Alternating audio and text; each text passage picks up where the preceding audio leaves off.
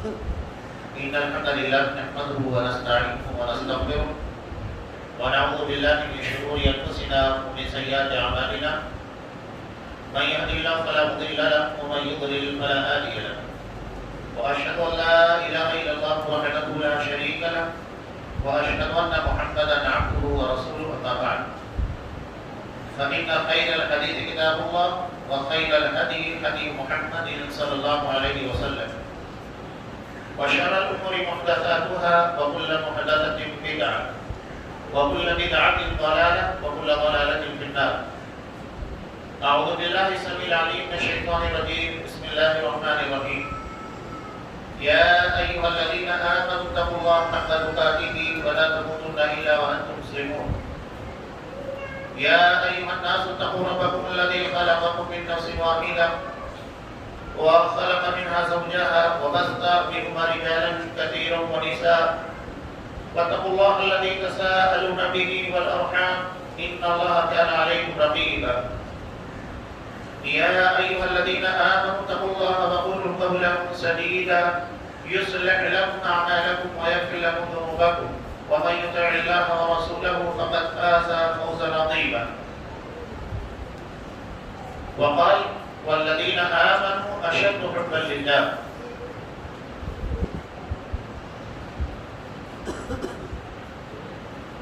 تمام قسم کی تعریفات اللہ رب العالمین وحدہ لا شریک للہ و صفات ہے جو ساری کائنات کا تنہا خالق و مالک ہے، اور بے شمار درود و سلام اللہ کے آخری نبی جناب کریم محمد رسول اللہ صلی اللہ علیہ وسلم کی ذات مقدسہ پر. محترم سامعین، عزیز مابین،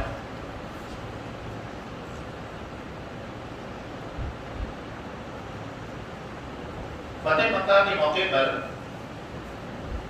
آپ صلی اللہ علیہ وسلم رازداری چاہتے تھے اور مکہ والوں پر بالکل اچانک حملہ کرنا چاہ رہے تھے. مدینہ میں زور و شور سے تیاریاں جاری تھیں. اس بات کی اطلاع ایک بدری صحابی حضرت حاطب بن ابی بلتعہ رضی اللہ تعالیٰ عنہ نے ایک عورت کے ذریعے اہل مکہ کو دینا چاہی. اس بات کی خبر اللہ تبارک و تعالیٰ نے نبی کریم صلی اللہ علیہ وسلم کو وحی کے ذریعے دی. آپ صلی اللہ علیہ وسلم نے حضرت علی اور اس صحابہ کو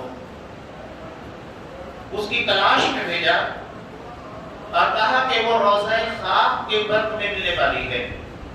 یہ گئے اور جانے کے بعد وہ عورت اسی جگہ کے پر ملی جو مکہ جا رہی تھی.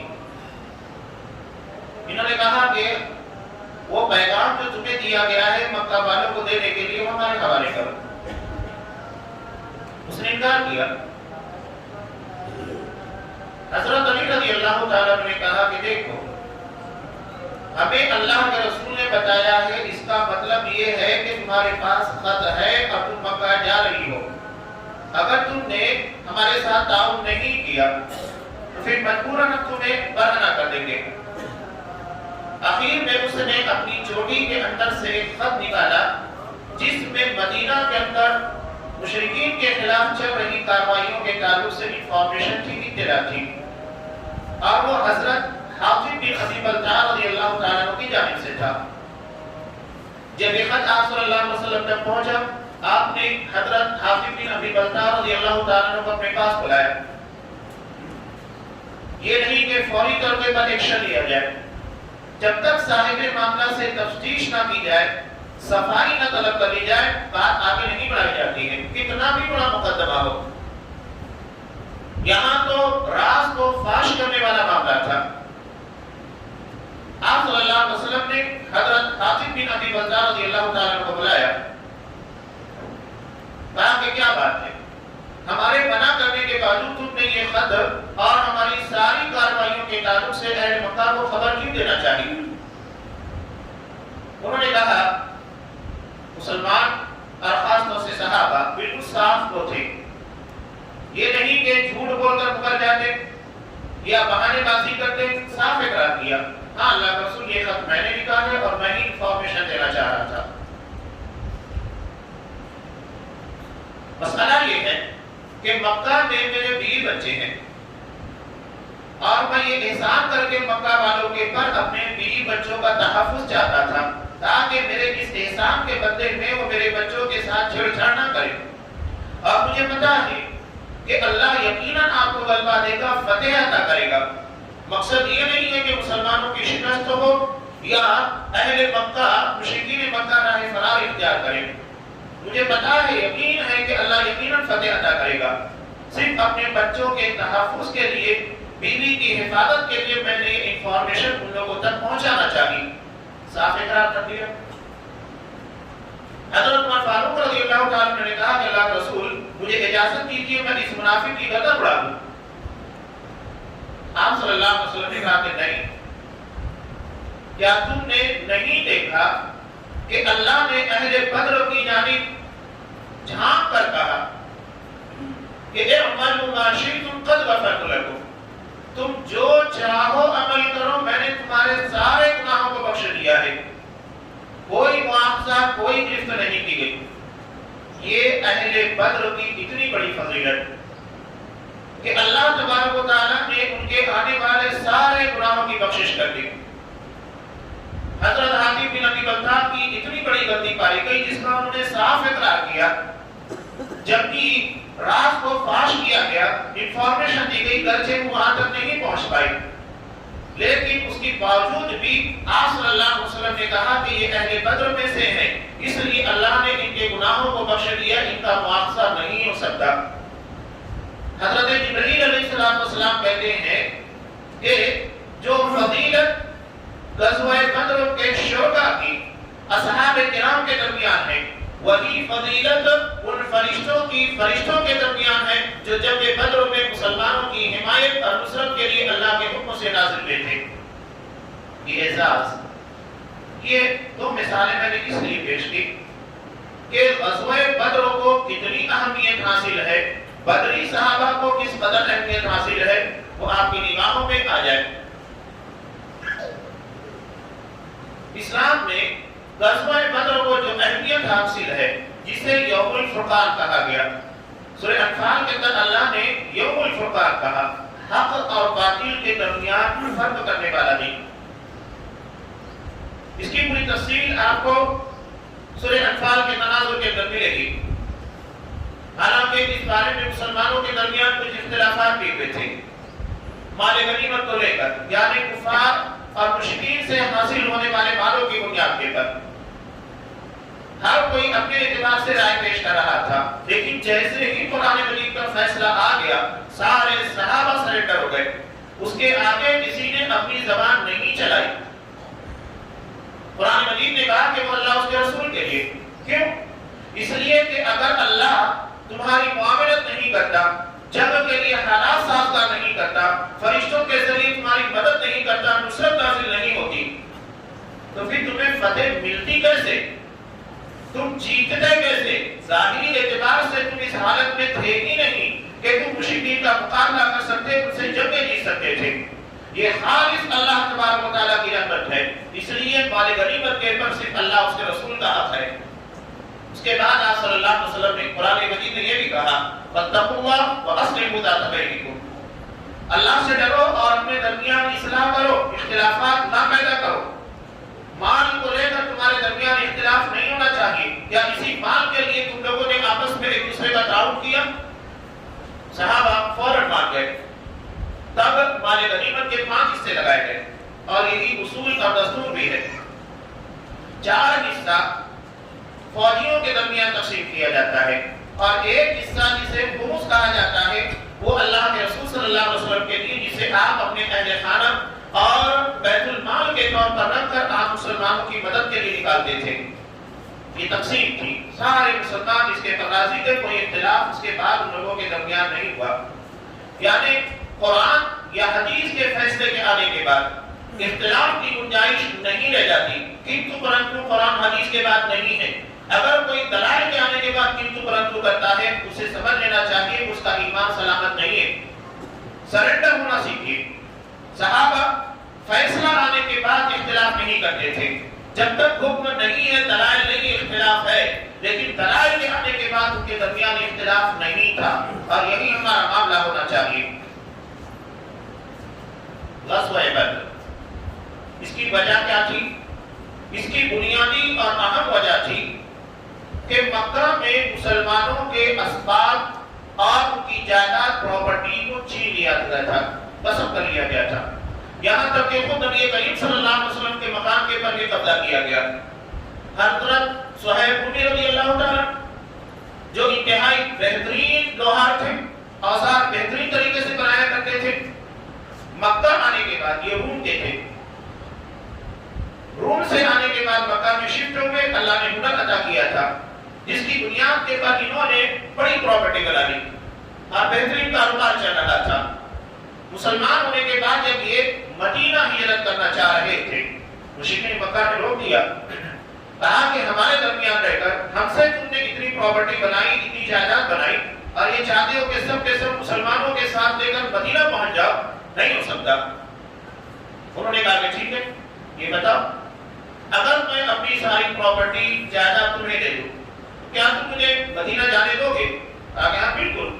ایک مشرک کے لیے مال سے بڑھ کر کیا چیز ہوتی ہے؟ دنیا سے بڑھ کر کچھ نہیں ہوتا. انہوں نے اپنی پوری پراپرٹی سب دے دیا، ان کے حوالے کیا. تنے تنہا کچھ نہیں تھا اپنے پاس، نبی کریم صلی اللہ علیہ وسلم کی خدمت میں ہجرت کر کے پیش کر دیا. آپ صلی اللہ علیہ وسلم کو جب یہ خبر لگی کہ حضرت صہیب رومی رضی اللہ تعالیٰ اپنا سب کچھ لٹا کر قربان کر کے اللہ کی راہ میں تنے تنہا ہجرت کے لیے آ رہے ہیں، کہا کہ صہیب نے نفع کمایا. صہیب نے نفع کمایا.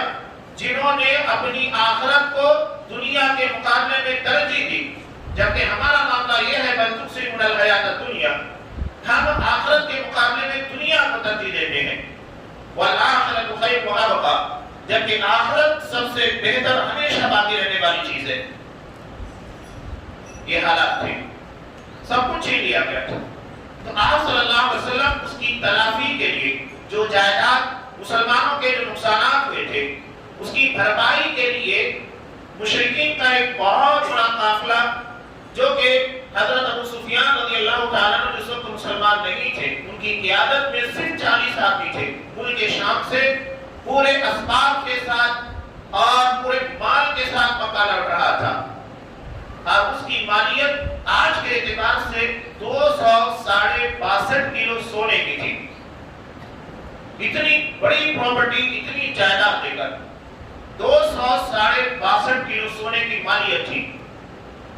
آپ صلی اللہ علیہ وسلم اس کے بعد اٹیک کر کے، حملہ کر کے اس مال کی تلافی کرنا چاہ رہے تھے جو مکہ کے اندر مسلمانوں سے چھین لیا گیا تھا. اور اس کا ایک سبب یہ بھی تھا، اور آگے چل کے جیسا کہ ہوا بھی، کہ اس قافلے کی پراپرٹی، اس قافلے کے پروفٹ کو، منافع کو مسلمانوں کے خلاف استعمال کیا جانے والا تھا. دو اہم وجہ تھی، ایک تو اپنے نقصانات، اپنی پراپرٹیز کی تلافی، اور دوسرے اپنے دفاع، اپنے ڈیفنس کا حق تھا کہ اس قافلے کے پروفٹ کے ذریعے مسلمانوں کے خلاف ایکشن لینا تھا، ان کے خلاف کارروائی کرنی تھی. تو یہ دو بڑی وجہ تھی جو اس قافلے کے پر آپ صلی اللہ علیہ وسلم نے حملہ کرنا چاہا. حضرت ابو سفیان رضی اللہ تعالیٰ جو اس قافلے کے نگراں تھے، انہیں احساس ہو گیا کہ یقیناً اس کے پر حملہ ہونے والا ہے. چنانچہ انہوں نے چوکسی تیز کر دی. آپ صلی اللہ علیہ وسلم اس کی تلاش میں مدینہ سے نکلے، لیکن چونکہ مدینہ سے نکلتے وقت مسلمانوں کے لیے یہ اعلان نہیں تھا کہ جنگ ہوگی، بلکہ قافلے کی تلاش میں نکلنا ہے، جس کی بنیاد کے پر اصحاب کرام میں سے پیچھے بھی رہ گئے.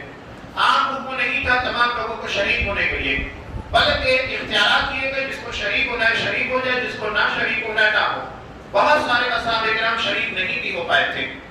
جب آپ صلی اللہ علیہ وسلم آگے بڑھے، حضرت ابو سفیان رضی اللہ تعالیٰ عنہ اپنی مہارت اور اپنی تیز دماغی کی وجہ سے قافلے کو مسلمانوں کی رینج اور ان کی بساط سے باہر نکال لے گئے. ایک جگہ کے پر انہوں نے، جہاں پر آپ صلی اللہ علیہ وسلم نے کچھ جاسوس کو بھیجا تھا خبرگیری کے لیے، اتنا ذہنی مطالعہ، جیسے ہی حضرت ابو سفیان وہاں اترے، اونٹ کی مینگنی کو توڑ کر دیکھا تو اس میں کھجور کی گٹھلیاں تھیں. کہا کہ یہ تو یثرب کا چارہ ہے، یعنی مدینہ کا. اس کا مطلب یہ کہ مدینہ کے لوگ ہماری تلاش میں ہمارے پیچھے لگے ہوئے ہیں۔ فوری طور کے پر انہوں نے مکہ مدد کے لیے ایک آدمی کو تیز رفتار گھوڑے کے پر بھیجا۔ وہ مکہ گیا، مکہ جانے کے بعد اس نے اپنے لباس کو اتارا، لباس اتارنے کے بعد بالکل برہنہ ہاتھ میں اپنے اونٹ کے کوہان کو چیرا۔ یہ اعلان جنگ ہوتا تھا کسی ہنگامی حالت کے لیے۔ سارے لوگ چوکنا ہو گئے، اس کا مطلب یہ ہے کہ کوئی بہت بڑا حادثہ پیش آیا ہے۔ اب اس کے بعد اس نے انفارمیشن دی کہ مسلمان ہمارے قافلے کے پر حملہ کرنا چاہتے ہیں۔ چنانچہ مکہ میں ہنگامی طور کے پر ہر شخص مسلمانوں کے خلاف تیار ہوا، یہاں تک کہ جو نہیں آ سکتا تھا اس نے اپنا کوئی آدمی پیسہ لگا کر بھیجا تاکہ مسلمانوں کے خلاف اقدام کیا جا سکے۔ یہ حالات تھے۔ یہاں ایک بات میں بتاؤ، مال کی اہمیت آج بھی جتنی غیر مسلموں کے اندر ہے مسلمانوں کے اندر نہیں ہے۔ حالانکہ ہمیں زکات کا پورا ایک شعبہ دیا گیا ہے لیکن ہمیں اس کا احساس نہیں۔ دین کے معاملوں میں وہ جذبہ نہیں ہے۔ آج بھی عیسائیوں کی بات میں بتا رہا ہوں، متدین عیسائی جو ہوتا ہے دیندار، یہ اپنی پیمنٹ کا 10واں حصہ پیمنٹ ملنے کے بعد پہلے چرچوں میں قوم کے حوالے کرتا ہے، اس کے بعد اپنی پیمنٹ کو گھر لے جاتا ہے۔ اپنی پیمنٹ کا 10واں حصہ آج ہم کتنا دیتے ہیں؟ اب اس کے بعد ہم یہ چاہیں کہ دین کی خدمت انتہائی تیز رفتاری کے ساتھ ہو، نہیں ہمارے اندر وہ جذبہ۔ اصحاب کرام نے کتنی خدمات کی، مال کے ذریعے کتنا تعاون کیا، یہ تو ہم پڑھتے ہیں سنتے ہیں کہ جب کہ تبوک کے موقع پر حضرت ابوبکر صدیق نے اپنی پوری پراپرٹی لا کر پیش کر دی، حضرت عمر فاروق نے مقابلہ آرائی کرتے ہوئے آدھی پراپرٹی، حضرت عبدالرحمن بن عوف نے لا کر ڈھیر سارا مال نبی کی خدمت میں پیش کیا۔ مال کی سخت ترین ضرورت ہوتی ہے خدمات کے لیے، بغیر اس کے دین کا کام آگے نہیں بڑھ سکتا۔ اور آپ صلی اللہ علیہ وسلم نے وہی اہمیت یہاں جتائی۔ اور مشرکین مکہ، سوچنے کی بات ہے 262 کلو سونے کی مالیت، اتنا بڑا بجٹ وہ مال کا مسلمانوں کے خلاف استعمال کر رہے تھے۔ ہم کتنا بڑا بجٹ اپنا اسلام کے دفاع کے لیے، اسلام کی ترویج کے لیے یا مسلمان قرآن ان ساری چیزوں کے دفاع کے لیے استعمال کرتے ہیں؟ نہیں ہمارے پاس۔ آپ اس کے بعد اعتراضات کو پوچھئے، بڑے بڑے اعتراضات، نکتہ چینیاں۔ بنی اسرائیل کا جو واقعہ قرآن مجید میں اس قدر بیان کیا گیا ہے، اس کی بڑی وجہ یہی ہے، یہ بڑی حد تک مقابل تھی۔ اپنے نبی کے پر اعتراض کے پر اعتراض کرنا، ساری کھلی نشانیاں دیکھنے کے بعد پھر اعتراض۔ تو یہ ہر دھرمی کی بنیاد کے پر، اور آپ صلی اللہ علیہ وسلم نے کہا لَتَتَّبِعُنَّ سُنَنَ مَن كَانَ قَبْلَكُمْ، تم بھی اپنے سے پہلے لوگوں کے طور طریقے اپناؤ گے، جس طرح وہ کیا کرتے تھے اس طرح تم بھی کرو گے۔ اور وہ چیزیں آج نمایاں طور پر ہم کو دکھائی دیتی ہیں، جھیلنا پڑتا ہے ساری چیزوں کو۔ وہ اتنی اہمیت آج بھی آپ دیکھیے، ہم ہندوستان کے اندر ایک تنظیم کے بارے میں بار بار باتیں کرتے ہیں، کیا وہ تنظیم بغیر منصوبہ بندی، بغیر پلاننگ کے یہاں تک پہنچ گئی؟ انہوں نے کچھ نہیں کیا، اپنے آپ صرف افراد کی قوت کی بنیاد کے پر انہوں نے کتنے سارے اختیارات حاصل کر لیے، بغیر محنت، بغیر جستجو کے، بغیر علم کے، بغیر ٹیکنالوجی کے، بغیر محنت کیے ہوئے۔ صرف اعتراضات یہ ہمارے مسائل کا حل نہیں ہے، یہ ہماری مشکلات کا حل نہیں ہے۔ جبکہ بدر کا ایک بہت بڑا پیغام ہے منصوبہ بندی۔ آپ صلی اللہ علیہ وسلم نے صرف جا کر میدان بدر میں کھڑے ہو گئے اور فرشتے آئے، مسلمانوں کو فتح مل گئی، ایسا نہیں تھا۔ مشرکین ایسا نہیں تھا کہ سامنے آئے اپنی گردنیں کٹا کر چلے گئے۔ آپ صلی اللہ علیہ وسلم نے اپنی بساط پر جتنی اللہ نے طاقت دی ہے، منصوبہ بندی کی، پلاننگ کی، اس کے بعد اللہ تبارک و تعالیٰ کی مدد اور نصرت آئی۔ تو تدبیر اور تقدیر دونوں ضروری ہے۔ یہ نہیں کہ آپ صرف تقدیر کے پر بھروسہ کیجیے، اور نہ ہی یہ کہ صرف تدبیر کے پر ہاں ہم نے بہت اچھا پلان بنایا ہے اس لیے ہم کامیاب ہوں گے، نہیں۔ تدبیر اختیارات اللہ نے جتنے دیے ہیں اس کو استعمال کیجیے، لیکن تقدیر اللہ کے حوالے کیجیے، نتیجہ اللہ برآمد کرتا ہے۔ دونوں چیزیں ضروری ہے، تدبیر ہمارے اختیار کی بات ہے، تقدیر اللہ تبارک و تعالیٰ کا فیصلہ ہے۔ تو یہ شکوے اور شکایتیں بے معنی ہیں۔ مسائل کے حل کی کوشش کیجیے۔ جو طور طریقہ آپ صلی اللہ علیہ وسلم کی زندگی کا اسوہ نمونہ کا ہمارے سامنے ہے، اس کو اختیار کیجیے، وہ ہمارے مسائل کا حل ہے۔ شکوے اور شکایتوں کی بنیاد کے پر مسائل حل کبھی نہیں ہوں گے، اور ہم صرف شکایتیں کر رہے ہیں، جبکہ ہمارے سامنے آپ صلی اللہ علیہ وسلم نے مکمل ضابطہ رول عطا کیا اسے فالو کرنے کی ہمیں کوئی ضرورت نہیں ہے. صرف یہ جنازات اور نکتہ چینیاں اس سے مسئلہ حل نہیں ہوگا.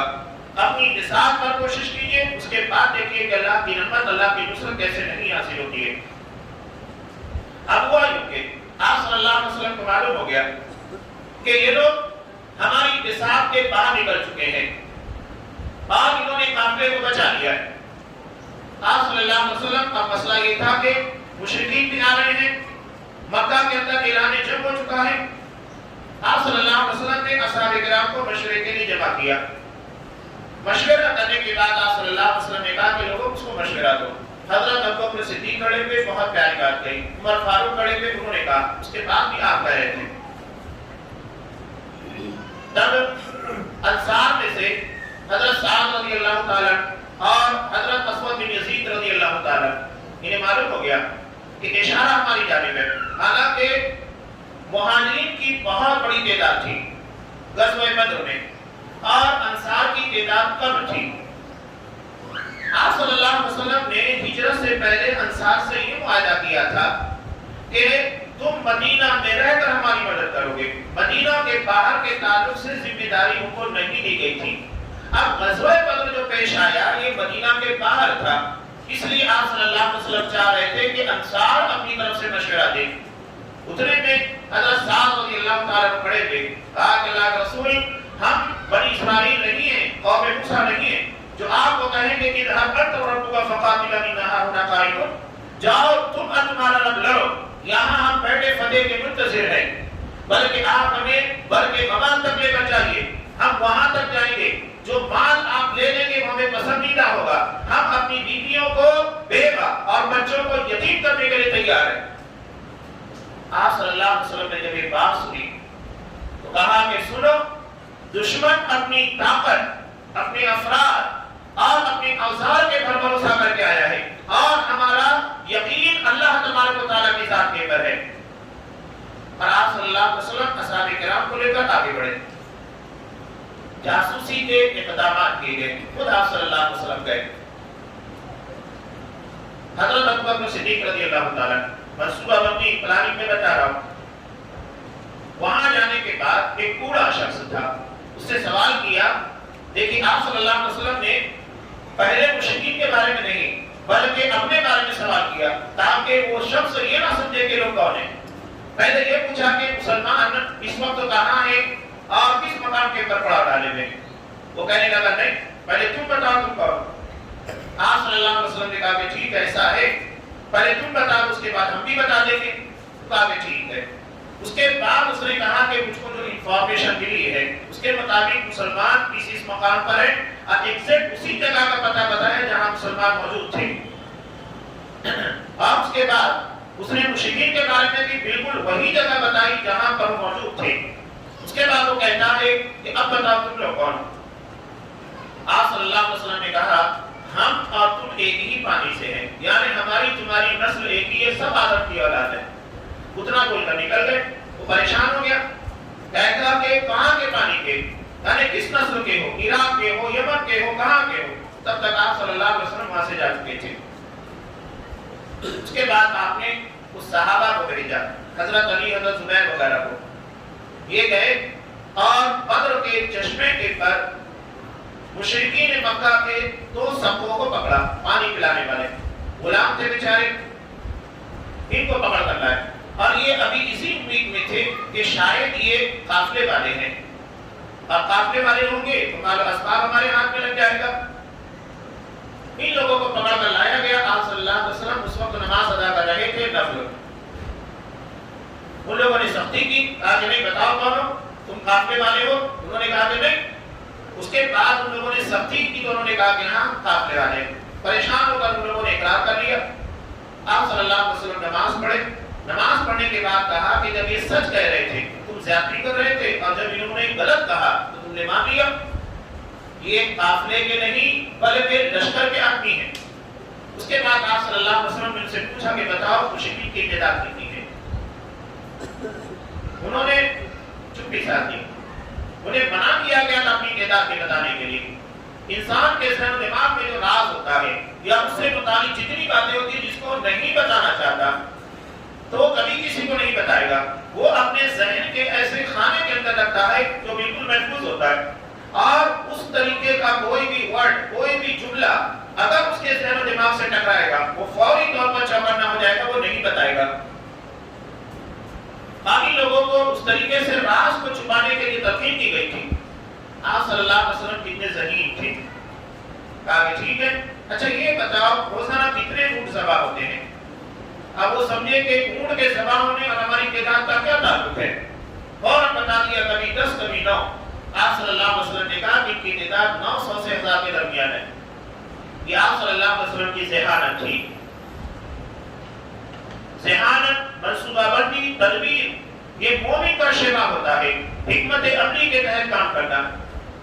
اس کے بعد آپ صلی اللہ علیہ وسلم مزید آگے بڑھے. آگے بڑھنے کے بعد جب بالکل دونوں لشکر ایک دوسرے کے سامنے تھے، حالانکہ مشرکین کے درمیان کئی مسائل بھی پیدا ہوئے. پہلے تو یہ کہ جب وہ لوگ نکلے، قرآن مجید نے خود نقل کیا کہ نکلنے سے پہلے راستے میں ابو جہل یہ کہہ رہا تھا، اللہ سے دعا مانگ رہا تھا. قرآن مجید نے اس کو نقل کیا کہ تستفتحوا فقد جاءکم الفتح، کہ تم لوگ فتح کی، کامیابی کے بارے میں دعائیں مانگ رہے تھے، لوگ آ گئے. اور یہ ابو جہل کی دعا تھی، اس نے اللہ سے دعا مانگی تھی. سوچئے وہ مشرک تھا لیکن اللہ سے دعا مانگ رہا تھا. اس نے دعا مانگی تھی کہ اللہ ہم لوگوں میں یعنی مسلمانوں اور مشرکین میں جو حق کے پر ہے اور جو تیرا قریبی ہے، جو رشتوں کو نہیں کاٹتا، تو اسے اس جنگ کے اندر فتح عنایت کرتا. جو تیرا قریبی ہے، جسے تو چاہتا ہے. اور اللہ نے اس کی دعا سن لی. اللہ کے جو محبوب بندے تھے مسلمان، ان لوگوں کو فتح دی. اللہ نے مشرک کی دعا سنی اور اسی کی دعا کی برکت سے اللہ نے مسلمانوں کو فتح دے دی. اسی کا تذکرہ قرآن مجید میں کیا گیا ہے. تو فتح کی طلب میں تھے کہ جو حق ہے پر اس کو فتح ملنا چاہیے، اللہ نے فتح دے دی. مشرکین کے لیے کچھ مسائل تھے. ان کی تعداد ابتدا میں قریب 1300 تھی، لیکن بنو زہرہ کے 300 افراد راستے میں یہ کہہ کر واپس ہو گئے کہ چونکہ ہمارا مقابلہ قافلے کے پر حملہ کرنے کی وجہ سے تھا، جب مسلمانوں نے اس کے پر حملہ نہیں کیا، قافلہ بن گیا، تو کیا ضرورت ہے؟ وہ ہمارے اپنے بھائی کے رشتے دار ہیں، جب لڑ کے کیا فائدہ ہے؟ چنانچہ واپس چلے گئے. راستے میں مشرکین کے لیے ایک بڑا مسئلہ یہ بھی تھا، بنو کنانہ کا، بنو بکر کا، جن کی دشمنی مشرکین مکہ سے تھی. اب انہیں ڈر تھا کہ کہیں ایسا نہ ہو کہ پیچھے سے یہ لوگ حملہ کریں اور آگے سے مسلمان، اور چکی کے دو پارٹ کے درمیان پس کر رہ جائیں. اتنے میں ابلیس بنو کنانہ کے سردار سراقہ بن مالک بن جوشن رضی اللہ تعالی انہیں کا روپ دھارن کر کے آتا ہے. ابلیس اور شیطان کسی کا روپ دھارن کر سکتے ہیں، روپ اختیار کر سکتے ہیں. بنو کنانہ کے سردار سراقہ بن مالک بن جوشن کا روپ اختیار کر کے آیا تھا.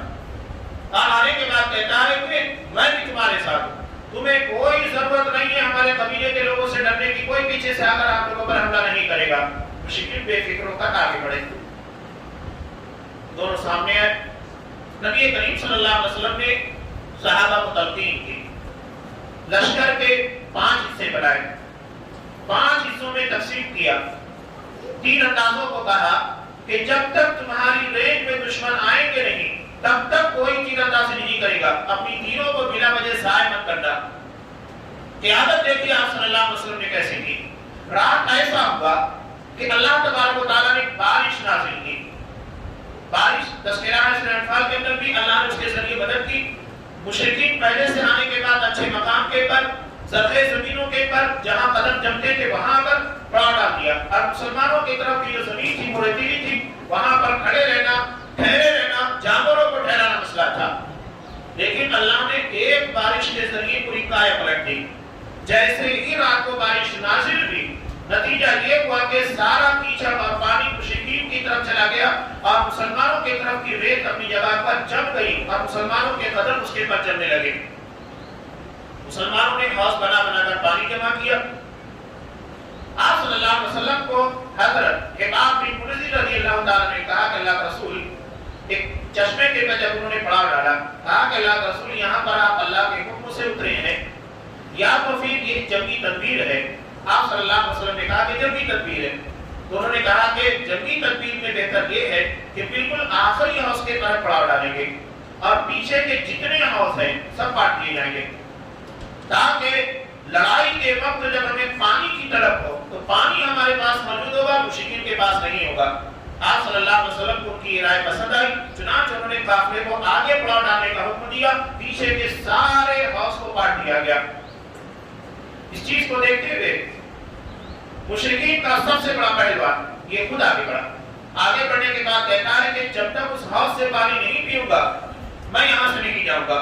وہ جیسے ہی آگے بڑھا حضرت حمزہ نے ایسا وار کیا اس کی ٹانگ کے پر، صحابہ کہتے ہیں کہ لگتا بھی نہیں تھا کہ اس کی ٹانگ پہلے سے وہاں موجود تھی، اللہ نے طاقت اتنی دی تھی، شکاری تھے۔ اس کے بعد بھی وہ گھسٹ کر آگے بڑھ رہا تھا، دوسرا وار کیا سیدھے حوض کے اندر گیا، ختم ہو گیا۔ مشرکین نے جب دیکھا کہ ہمارا اتنا بڑا پہلوان، اتنا بڑا آدمی پہلے ہی مرحلے میں مار دیا گیا، حیران ہو گئے۔ یہاں ایک بات یاد رکھیے گا، جنگ بدر کو اتنی فضیلت جو حاصل ہے، اور خاص طور سے جنگ بدر کے شرکا کو اور جنگ بدر کو جو یہ فضیلت عطا کی، اس کی سب سے اہم اور بنیادی وجہ میں بیان کر کے اپنی بات کو مکمل کر دوں آگے۔ لوگ کہتے ہیں کہ اسلام کربلا میں داؤ پر لگا تھا، نہیں لگا تھا، یہ تو صرف رافضیوں شیعوں کا بنایا ہوا ٹوٹکا ہے۔ اگر وہاں داؤ کے پر لگا تھا تو 52 کے 52 مارے گئے، اسلام بچا کہاں؟ اور اگر وہ داؤ پر لگا تھا تو اسلام آج زندہ کیسے ہے؟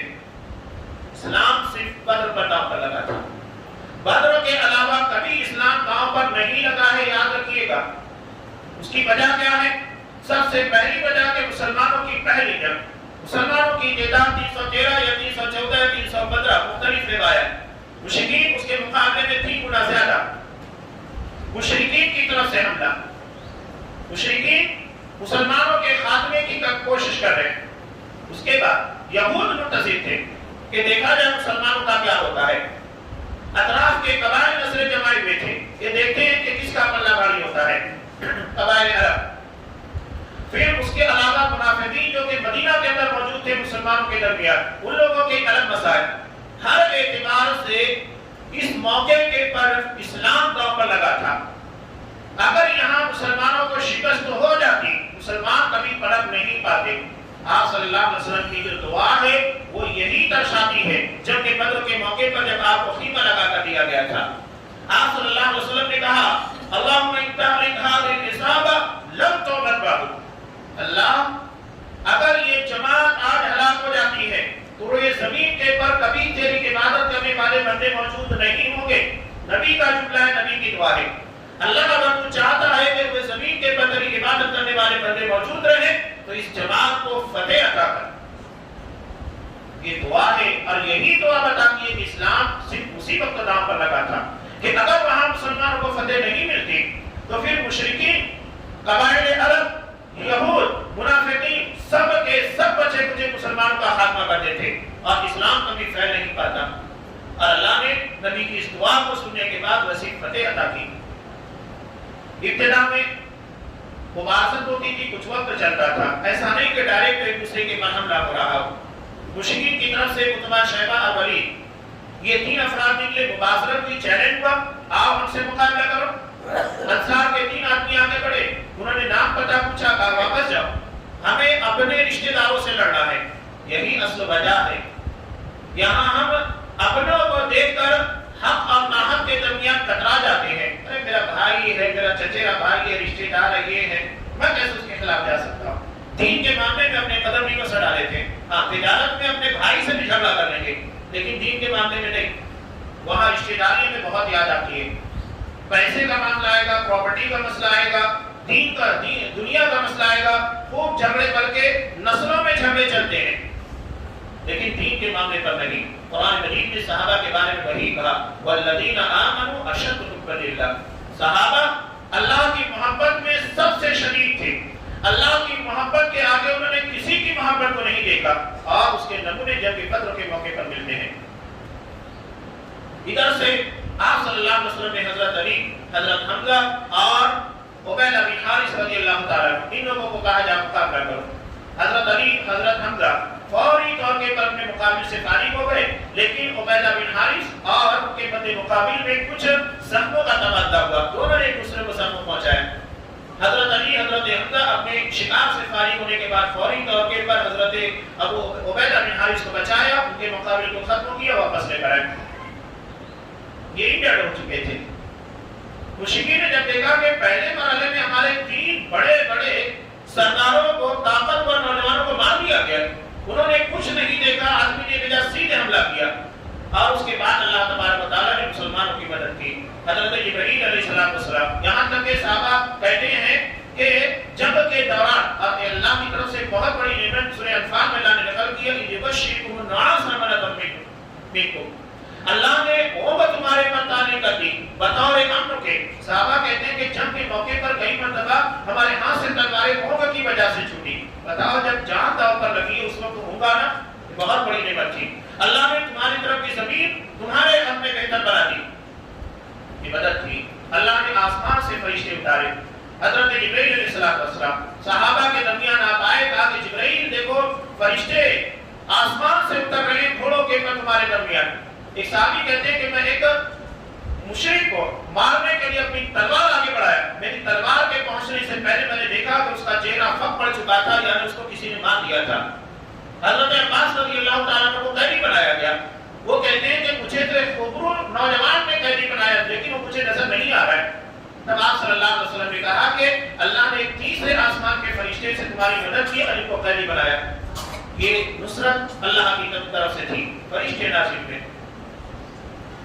اس جنگ کی ایک بنیادی وجہ میں آپ کو بتاؤں جو اسے اتنی بڑی فضیلت حاصل ہے. اس کی ایک بڑی وجہ یہ اپنوں سے لڑی جانے والی جنگ تھی، غیروں سے نہیں. ایک رشتہ دار دوسرے رشتہ دار کے خلاف تھا. میں نے پہلے کہا کہ ہم یہاں کنی کاٹتے ہیں، اپنے آپ کو بچانے کی کوشش کرتے ہیں دین کے معاملے میں. وہاں اللہ کی محبت میں انہوں نے کسے کسے مارا آپ کو پتا ہے؟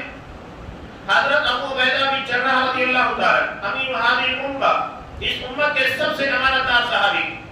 یہ کہتے ہیں کہ ایک شخص میری تلوار کی زد میں کئی مرتبہ آیا، میں نے تھوڑا سا نظر انداز کیا، لیکن جس وقت مکمل طریقے سے میری تلوار کی رینج میں آیا تو میں نے تلوار چلانے میں جھجک محسوس نہیں کی، مار دیا. کسے مارا تھا؟ کون تھا جس کے بعد انہوں نے ایک مرحلے میں اپنی تلوار کو چلا کر خاتمہ کیا تھا؟ اپنے سب کے باپ کو مارا تھا. سوچئے کہ جب ایسی رہی ہوگی کہ ادھر بیٹا ہے سامنے باپ ہے، اور جب باپ تلوار کی سر میں آتا ہے تو بیٹا اپنی تلوار نہیں روکتا ہے، مار لیتا ہے. یہی ہے قرآن کہتا ہے والذین آمنوا اشد حبا للہ، کہ مومن اللہ کی محبت میں سب سے شدید. اللہ کی محبت کے آگے انہوں نے کسی کی محبت کو نہیں دیکھا. یہی پیغام بدر ہے کہ اللہ کی محبت کو دنیا کی ساری محبتوں کے پردگی دینا سیکھیے. اگر یہ جذبہ ہمارے اندر نہیں ہے تو ہمارا ایمان کامل نہیں ہے. یہ بدر کے واقعات، بدر کی جنگ، اس کو سن کر ہمارے لیے کوئی فائدہ نہیں اگر اس پیغام کو نہیں سمجھ پائے، اس محبت کو نہیں زندہ کر پائے جو محبت صحابہ کے اندر تھی. حضرت عمر فاروق رضی اللہ تعالی ان کے مقابلے میں ان کا سگا ماموں آس بن ہشام آتا ہے، مار دیا، نہیں چھوڑا، جگہ کے پر خاتمہ کیا، اپنے ماموں کے پر حملہ کیا. حضرت ابوبکر صدیق رضی اللہ تعالیٰ عنہ کا بیٹا وہ کہتا ہے کہ بعد مسلمان ہو گیا تھا، وہ کہتا ہے کہ ابا جان آپ میری تلوار کی زد میں بدر کے موقع پر کئی مرتبہ آئے، لیکن میں نے یہ سوچا کہ جانے دیجیے باپ میں کون مارے گا. حضرت ابوبکر صدیق کہتے ہیں اپنے بیٹے سے، اپنے لفظ جگر سے کہا کہ بیٹے اگر تو میری تلوار کی زد میں آتا میں نہیں چھوڑتا. میں یہ نہیں دیکھتا کہ تو میرا خون ہے، میرا لفظ جگر ہے، میں یہ دیکھتا کہ تو اللہ کے دین کا دشمن ہے، مار دیتا، میں نہیں چھوڑتا. یہ ہے فضائے بدر. اسی بنیاد پر اللہ نے مسلمانوں کو نصرت عطا کی، فتح عطا کی. مشرکین کے 70 لوگوں کو مارا گیا اور 14 مسلمان شہید ہوئے. مسلمانوں کو اتنی بڑی فتح عطا کی اللہ تبارک و تعالیٰ نے اس بنیاد کے پر، اسی جذبے کی بنیاد پر، اسی ایمان کی بنیاد پر، جبکہ مسلمانوں کے پاس ظاہری طور پر کوئی سبب نہیں تھا، طاقت نہیں تھی، اوزار نہیں تھا. ایک ایک اونٹ کے پر 2-2 3-3 آدمی سواری کر رہے تھے.